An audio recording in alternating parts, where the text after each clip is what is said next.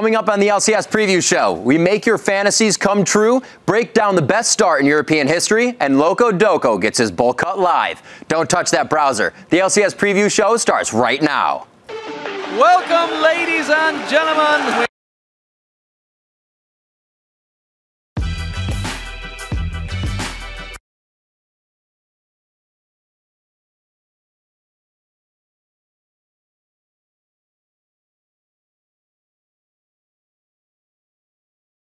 In store for Locodoco today. I'm glad I never made a bet with Scarra. Yeah, those are some wise words, Riv. I'm Josh Leisman, actually, and I predicted Altec and Silver to start in your fantasy leagues last week, and it worked out. Today, I'll have a couple more sleepers that'll help you win your matchup. All right, let's get this hype train rolling down the tracks with some exciting news. Yesterday, Riot announced more details about the 2014 World Championship. This year, there will be 16 teams competing as both Korea and China get a third entry in the tournament, with the wild card expanding as well. Yeah, those 16 teams will then be divided into 4 groups, with the top 2 teams from each group advancing to the quarterfinals. And yesterday, we also learned that the group stages will take place in Taipei and Singapore, with the quarterfinals kicking off in Busan, Korea. Yeah, and after the quarterfinals, the World Championship will head to Seoul for the semis, with the 2014 champions being crowned on Sunday, October 19th in the Sangam Stadium, home of the 2002 World Cup and soon to be the 2014 League of Legends Championship Finals. That is true. And for the LCS teams that hope to compete in the 2014 World Championship, they now have a goal, is to finish in the top 3 of the regional playoffs. But first, they have to qualify. And last week, Alliance took another big step towards securing their spot in the European regionals. But first up, the 5-5 Super Hot crew took on the 2-8 Copenhagen Wolves. Yeah, and this was a very close game. It was also Mimer's chance to really shine in this game. Copenhagen Wolves always put up a good fight despite being at the bottom of the standings. And they put up a pretty good fight here as they catch out Impaler. Super Hot crew lose this one a 3-for-2 as Copenhagen Wolves just started off pretty early in this one. 16 minutes, nice place to grab a triple. Yeah, and this was some more big-time fighting. Now, these fights went on for quite some time because these teams were very close. You can see 7 kills to 7. Copenhagen Wolves actually up 3,000 gold before this fight, but they did not account for Mimer's late-game Kale. No, Kale has been on the ban list quite a bit lately, and there's a reason. The double kill and just waiting to secure the final and last triple kill just made him that much bigger throughout the game, and they were able to carry this one on to the win. Next game, we're going to be looking at Millennium battling it out versus Roccat, going 6-4 versus a 3-7 here. Yeah, what a strange season Roccat has been having. They were in the bottom of the standings, and now they're kind of starting to look better. However, they get first blood in this game. Yeah, and giving overpower first blood is not the way to go. However, 21 minutes in, Millennium gets caught out again.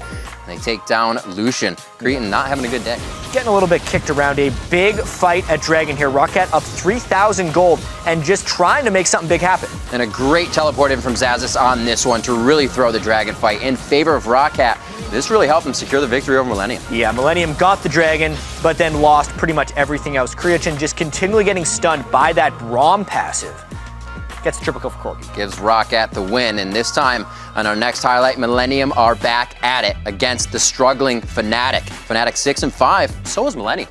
Yeah, what is going on with these two teams? FLICKR wants to pick the Syndra into the LeBlanc. Early on, it works out pretty well. Yeah, they give Fnatic an early lead with this one. A little help from Yellow Star never hurts. Those supports getting a little bit of roam. Attacks for that kill, surprising. FLICKR just kind of loosen up for this mid-game.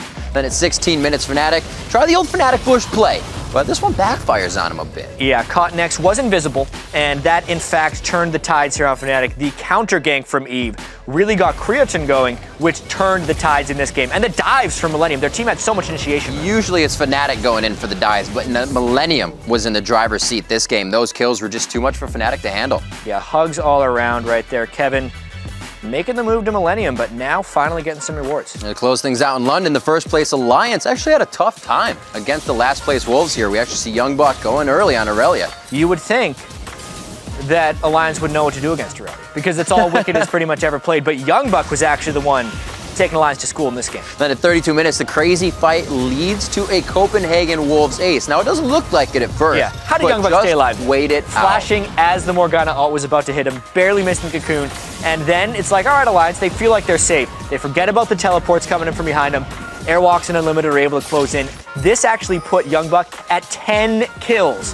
32 minutes into the game. You could say he became a big buck by the end of this one. Definitely great play coming from him, but they could not keep tabs down no matter how far ahead they were. 36 minutes, he started to pull Alliance back in the game. Yeah, losing Twitch 1v1 for Lucian like that was not something the Wolves could recover from, and unfortunately for them, again, they have a close game, and again, they fall as the losers. Yep, Alliance would outlast the Copenhagen Wolves and pick up that win, coming out huge. Tabs on the just up and up for that team. Yeah. But all of them coming out to play. Froggen when he needs to. Tabs, now the AD carry as well. Huge points in fantasy as well, and also helping to pick up those wins. That doesn't hurt. After 2 days in front of a raucous crowd at London's SSE Arena at Wembley, the European table sets up like this. Alliance continues to dominate the European League, and after their win over SK Gaming, they have a 2-game lead heading into today's matches. Now I'd like to welcome Trevor Quickshot Henry back to the show after his week in London. It looked like it was a great time in front of an amazing crowd, Trevor. They didn't let the fact that the United States has a better soccer team affect them at all.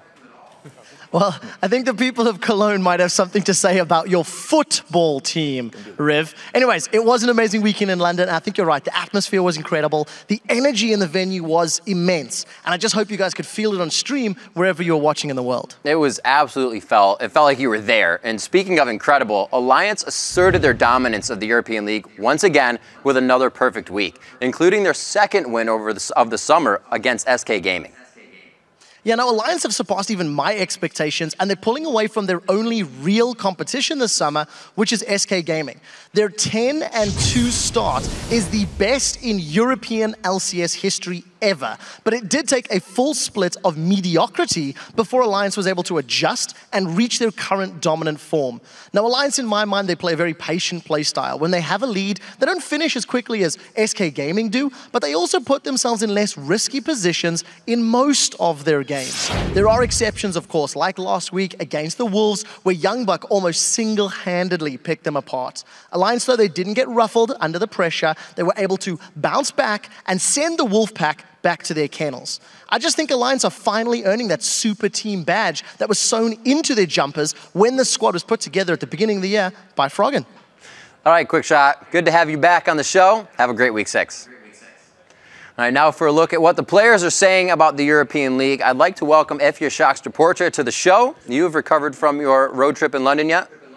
Well, I'm a bit tired, but I'm ready for the show.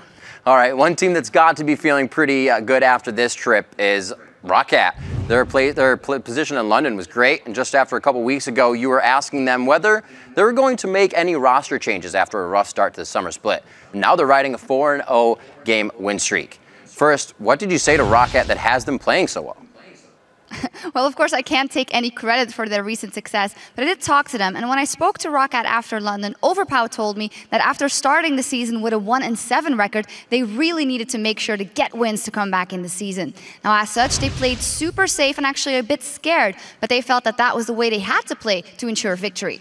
Selliver agreed with that and said that we were scared that we would screw up against like we did in our previous games in the season. But right now, the later it gets in the split and the more games we get in, and especially with Veggie, their coach, being back, we will only be improving.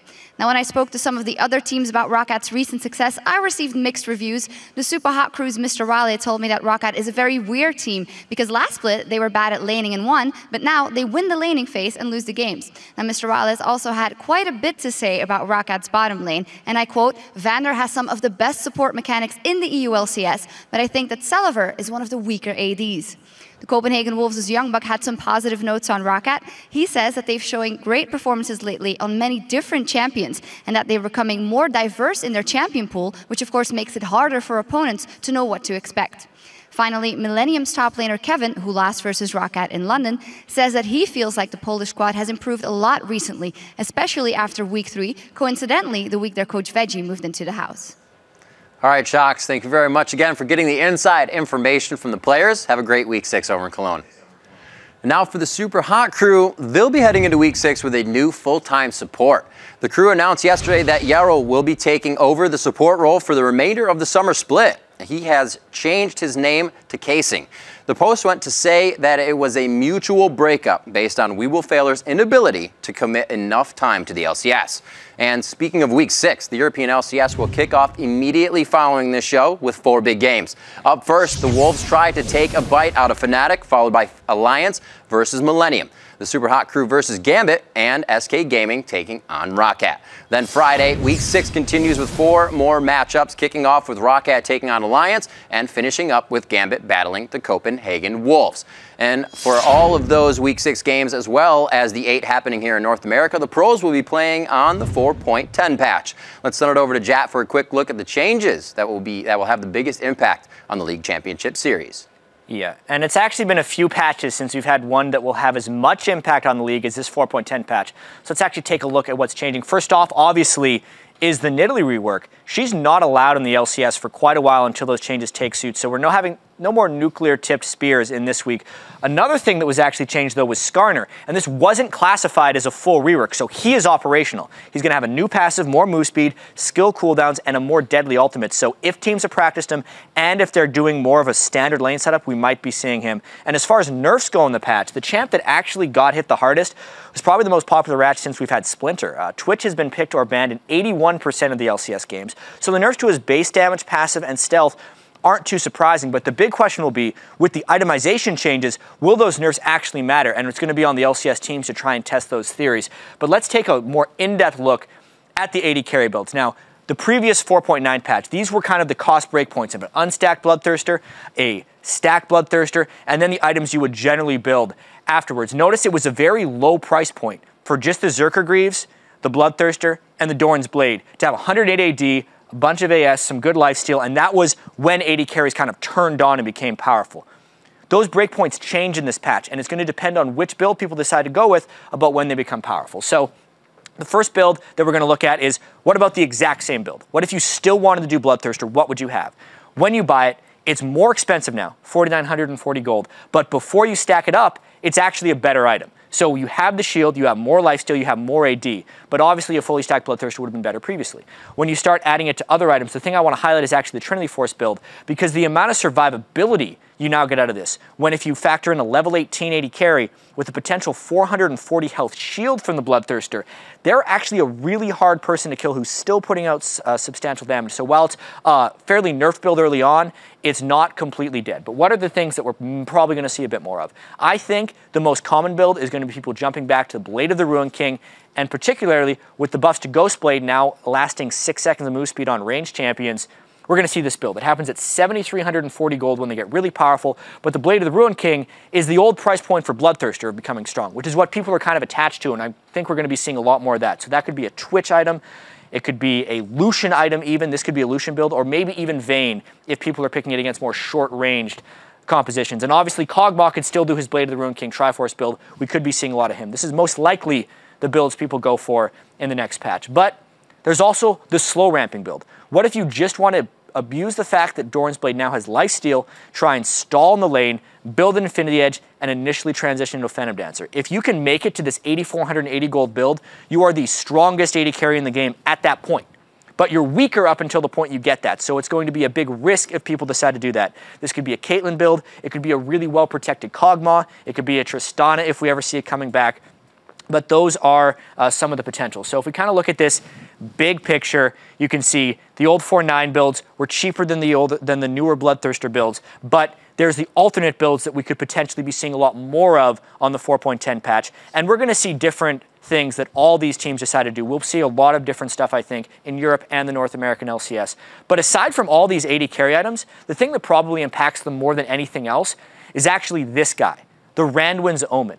The fact that it no longer has a passive movement speed reduction when they get auto-attacked, and the fact that the attack speed reduction is less, makes almost every carry better in the late game. They can kite better and they can deal more damage. There's not as many options to build to prevent AD carries from shredding you very, very well. But let's actually move on from the new reality of 4.10 patch to the LCS Fantasy, and then actually take a look at the players who came up big last week, starting with our LCS sleepers for week 5. Altec and Celiver. Altec, 38.8 points. Another solid week. And if you're in an 8-team league looking for a reliable AD carry starter, it could definitely be Altec. Celiver also delivered on some favorable matchups. He scored 52 points, if you round up a little bit.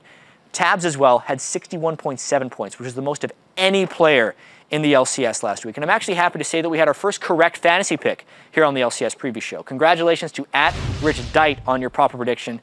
I'm pretty impressed. Tabs is not an easy guy to predict as the highest score. Now, if you think you can match Rich Dice's prediction skills, hit us up at LOL Esports. Use the hashtag LCS Preview. Let us know who you think will be the studliest pro for Week 6 of the LCS. And I'm talking about fantasy points. Sadly, it's time to check out the dudliest pros from Week 5. And once again, it was Crumbs. He makes the list of the duds fairly often, and he said he plays like a support in the jungle, and after 2 straight weeks of dramatically underperforming, looks like he might be scoring like a support in the jungle too, which isn't any good. Our second dud is Shifter. Not only is he no longer carrying Dig, he's no longer carrying fantasy teams either. And another guy whose numbers have been consistently lower than expected is Bjergsen. He was started in 93% of leagues last week, the 4th highest for any player. I think it's fair to say 92% or so of the fantasy owners wish they would have started someone else. But let's put the past behind us, because now it's time for this week's sleepers. And with all of the 4.10 patch changes we talked about, here are a few 80 carries that you might want to swap into the flex position. First, it's Genja.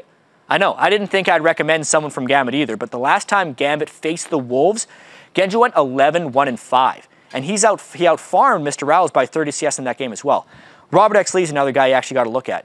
They've actually already beaten Curse and Cloud9 this summer, and Robert X. Lee was the reason why. He went a combined 15-2-10 the first time those teams met, and you're hoping for a repeat performance. Our final sleeper, of course, is Cop. Even though Curse lost to Complexity in their first meeting, Cop still had good numbers. He went 3-0-7, and then he did even better when they last played EG, Curse's other opponent this week. In their first meeting, he went 6-0-8.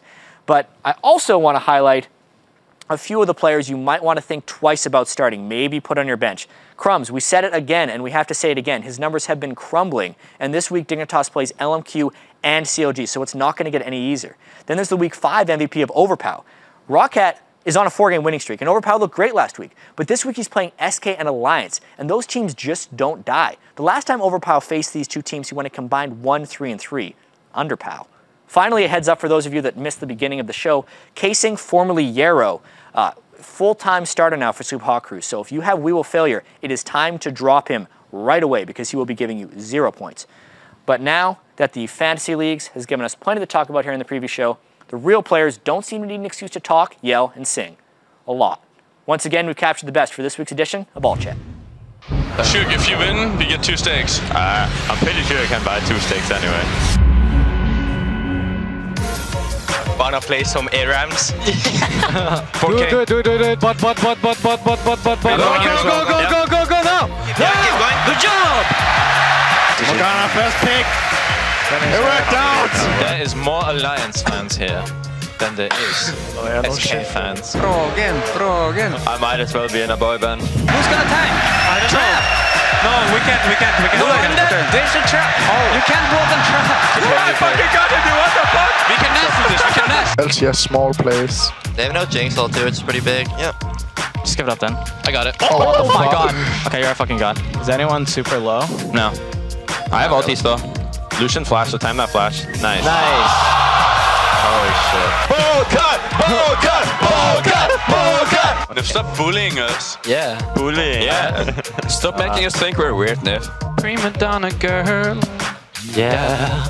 All I ever wanted was the world. On 3, we're gonna sing happy birthday to Helios. Okay. On 3, 1, 2, 3. Happy birthday to you. Ice wall. I'm grabbing the wave. Right. Give me kill. Okay. You get. Nice. Top tower. Keep shifter. No, stay on shifter. Stay on shifter. And cross next. Comes next. Nice. We can turn this. Kill them all. Nice. Go. Oh. Nice. Good job, man. Well, you know what, Quas? Someone's always gonna be ahead. Someone's always gonna have your number. It just so happens that it's your enemy every time. Yeah. Oh my god. I want to retire. He's got a point. Someone's always going to be ahead. Yeah, it's true. But is it your enemy? Cop's kind of a mean dude right there. That was a mean dude. Yeah. All right, last week the North American LCS did something it hasn't done in a long time. They played a regular season game on Thursday. I was having flashbacks to 2013 all week long. But for those of you that missed Week 5 of the NA LCS, here's your flashback Starting with Curse taking on Cloud9. 3-7 Curse, a 6-4 Cloud9 if you believe it. Yeah, Cloud9 trying to come back this season. They do not want to give up another loss. Coming into this week, they had 4 losses, which was the most they've ever had in a split. Good team fighting in this game against Curse after a pretty shaky opening. Yeah, up 5-3 at the start of this one, but they're able to come out with a few more kills. This 26-minute fight just showed that Curse wasn't that superior in the fight phase here. Big thing about this is Quas got the Lulu ult. He was huge, but he went in all alone, and the gold cards plus the Renekton stuns and all the control of Cloud9 just shut him down and made him ineffective. C9 taking the win on that one. Up next, we have Team Solo Mid battling it out with Dig in the battle for a bowl cut on the line. Yeah, this is the bowl cut game that will live in infamy. And this time TSM thought maybe they were turning it around until the Shockwave. That Shockwave turns everything around with the Roccat coming in from QtPie. He hit a few nice rockets last week. Yeah, his Jinx play is pretty solid. Shifter looked great on Orianna there as well. All these mix-ups and matchups coming in. LMQ versus CLG, 7-3s matchup head-to-head. Yeah, first time these guys played, it was crazy with LMQ stopping with Baron. This game was pretty crazy as well. Great counter gank in the mid lane here from CLG. Double Fnatic coming out of nowhere. A little misplay by LMQ as they go a little too hard on that, giving CLG enough to take the victory. That's usually all they need. Next up, the 2 last place teams faced off when EG took on Complexity. Yeah, and honestly, this one was about Altec. They have this duel in the bottom lane where it seemed like Altec was completely cut out of position. He gets hit by the hook. Where'd he go? The over-aggression. Everyone just ignores the Morgana ult. The Altec stealths up, ambushes him, and they pick up that clean double kill. And already from Hath out, taking out Robert X Lee on that. This really set EG up to take this game away for Complexity, and they were able to do it quickly. Altec had double-digit kills in this game after that sweet opening. But Complexity would not leave this week empty-handed. Dignitas versus Complexity, 8-3 versus 2-9. Seems a bit lopsided. Yeah, day 2 of the NA LCS is where things got a little bit weird, because this is the team that just got crushed by EG. And now they're crushing the #1 team in the LCS. What's actually happening? You could call it parity jab, but look at the focus of Complexity coming in here. They made it look easy. Really seemed like Dignitas was not prepared for this game. They got ran over by Complexity. Next up, we're going to highlight the 6-5 TSM versus the 3-8 EG, and it was time to get kind of Wild Turtle back on the game. Yeah, he picked the Corki super early, was 2-0-3 coming into this fight, and then just runs EG down. EG could never reach Wild Turtle. Notice how he's taking almost no damage, and then he uses his summoner spells and dashes aggressively to finish off kills. This is Wild Turtle back on his game. Team Solo Mid all around really having great play, and it's allowing these types of situations to happen more and more for them. Yeah, that was a fight where Bjergsen died before even using his ultimate. Yep. Moving in, Dyrus wanted more, but TSM gets the win. Nice and easy. CLG versus Curse we're looking at next. 8-3 to 3-8, a little lopsided. We'll see what the deal is. Yeah, surely we thought one of these NA teams was going to go 2-0 last week until Doublelift gets flayed into the Yasuo ult. What a turn by Curse. A really super close game until 27 minutes. That hook from Xpecial, so nice on the Doublelift. Yeah, Curse, really a landmark moment for them where they came back after making a mistake. And there's we looked at LMQ versus C9, 2 teams that are 7-4. Like we said, every team went 1-1 this week. It was crazy back and forth. And this is the strangest game because Cloud9 just got a quadra kill on Caston and Baron into this fight where they get completely wrecked because they ran in without their ultimates. Despite having that Baron Jet, like you said, a 4-for-1 LMQ would march down the mid lane for the win, and they just seem to be able to pick themselves back up off of any type of loss, off of any type of trouble. What a strange, strange week and season we've been having. LMQ moving back into a tie for first place after that win. It's going to be really a headhunt at the top of those standings, and now that 5 weeks of the NA LCS games are sitting in our match history, let's take a look at where the teams stand now. There's a 3-way tie in first place with Counter Logic Gaming, LMQ, and Team Dignitas, all winning 2/3 of their games so far this summer. After that is a tie for 4th between Cloud9 and Team Solo Mid with Curse, Evil Geniuses, and Complexity rounding out these standings. All right, and now we have the pleasure of welcoming Team Solo Mid's coach and Locodoco back to the show, as well as Bjergsen, the TSM player that won the right to cut his coach's hair during last night's 1v1 tournament, if you were watching it, and Josie, who's here to help make Bjergsen's cut a little easier. How's it going, Make it a little bit smoother. Not good.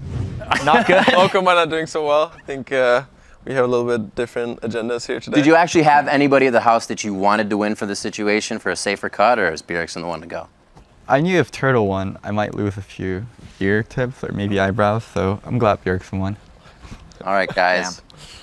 And now for those of you wondering why Loco's wearing a smock. Last week he came on the LCS Preview Show and announced a bet that he made with Dignitas' coach Scarra. Check it out. All right, I heard you have a bet with Scarra about this match as well. Oh yeah, the loser gets the bowl cut. Dignitas to take the match, and Locodoco to take the bowl cut. Bowl cut! Bowl cut! Bowl cut! Full cut, full cut. I mean, you're all smiles back when you're making the bet. That brings us to now. You've returned to the studio. I gotta say, we do commend you for coming back and actually holding your end of the bargain. We do know how much you love your hair, Locodoco, but it's gonna be happening now. Yeah, I mean, do you have any last words to your hairdo? I know you actually do keep very good care of your hair on most occasions. I mean, I made a bet, I lost. What am I gonna do about it? I think from now on, you can just ask Kiwi about some tips about his hair, so it'll be fine. Yeah. Bonding moment. Yeah. All right, gentlemen, Bjergsen, go ahead. Let's get cutting. All right. You want to put it on? All right. Got a nice Dignitas bowl. Thank you, Josie. All right. Don't go too short. A little more. We can always. Have you done this hair before? grows. Maybe like once or twice. Oh man. Straight across the front. Make it look good. All right. There you go. Get aggressive like level 1. Right inside. There it is. There's a flash ignite. That's what we're looking for. It's actually a pretty good first cut. It's a was. little short, maybe. It's nice. What do you think, Josie? I think you got a nod from the hairstylist. He's looking pretty good. Absolutely. Looking pretty good. All right. Beautiful job. Now, while Loco gets his locks cut, we've got to talk about something that happened for the first time in League Championship history. Yeah. Every North American LCS team went 1-1. Last week, last place Complexity upset first place Dignitas. The Evil Geniuses took out Complexity, but got beat by Team Solo Mid, who then lost to Dignitas and earned Loco his new haircut. The same goes for the other 4 teams, with CLG beating LMQ, who beat Cloud9, who beat Curse, who beat Counter Logic Gaming. And while last week was a historical first, it does make the argument that there is more parity in the NA LCS than ever before. Yeah, last week didn't seem to make too much logical sense. There's a few reasons why we're seeing more parity in the NA LCS and why we had our first 1-1 week in history. First, we're seeing a lot more inconsistency from the top teams, particularly Cloud9. Coming into the summer, they had dominated the first 2 splits. They'd only lost 7 LCS games over the last year, including the playoffs. They've already lost 5 this summer, Rib. You could say part of that is the improvement of top-tier teams like Dignitas, CLG, TSM, and the emergence of LMQ. But those squads only equate for 3 of the 5 losses Cloud9 suffered. The other 2 are at the hands of Complexity and EG. Yeah, another reason of the parity is the entry of the aforementioned LMQ. You know, even though they've had their share of ups and downs, LMQ's tied for first place. And when you add a team in first place in place of a team like Coast, who is consistently in the bottom 3 of the standings, the league just gets tougher overall. But it's not just the team and the talent that's improved, it's kind of the preparation as well. Last year, during the summer split, only 3 teams had an analyst. This year, all 8 teams have people helping them out as a coach or an analyst. And we've talked about it before. Game prep isn't just about picks and bans. It's more about coming up with level 1 strategies. It's about developing methods to squeeze out every extra bit of experience while simultaneously starving your opponent. And not only are the number of coaches increasing, the quality is as well. Right. You know, even the coaches that were coaching previously are better at it now, and they're more experienced. So the addition of analysts have allowed teams to take their games to the next level, and it's paying off with more competitive games, which is better for the league and the fans. Absolutely. Now, coming up this weekend, we have 8 more highly competitive North American games, so don't worry. Up first, it's Team Solo Mid. They're taking on Counter Logic Gaming. Then Complexity looks to make it 2 in a row against the 2-time NA champs, Cloud9. Yeah, then on Sunday, our coverage begins with Cloud9 taking on the Geniuses, with Curse and Complexity finishing out Week 6 and most likely scoring a lot of those fantasy points. That's right. All right, it looks like the bowl cut is almost done, but first let's count down the biggest plays from Week 5 in the League Championship Series, or as Locodoco's hairstylist calls them, the Penta.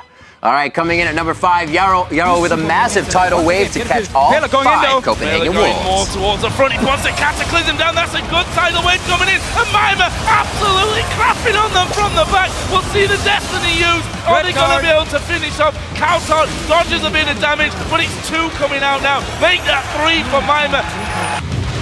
At number 4, The Great Escape starring LMQ's Facility. See what happens right here, in and out, quick enough to get someone to die. Whoa, the Lantern on the other side. Yeah, CLG threw the kitchen sink at LMQ right there and still didn't come away with the kill. So Vasily somehow makes it out. And at number 3, Doublelift zaps a dragon. Rushing down this dragon. Heals from Quas, get Dominate back up to half-life, and Link not going to be there for this. Oh my gosh! The zap from Doublelift as he fixes his glasses and goes ahead and backs on. Oh, they don't have their jungler. Okay. Just give it up then. I got it. Oh my god. Okay, you're a fucking god.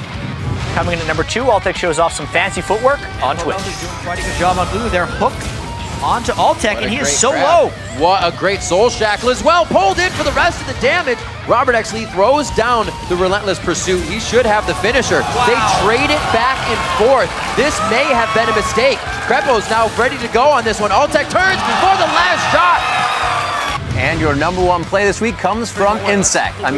Airwax. Hold on to this one. Wow! Airwax going very deep, but he kicks in Froggen. He gets the kick. Intervention used, and Youngbuck now the focus to that one.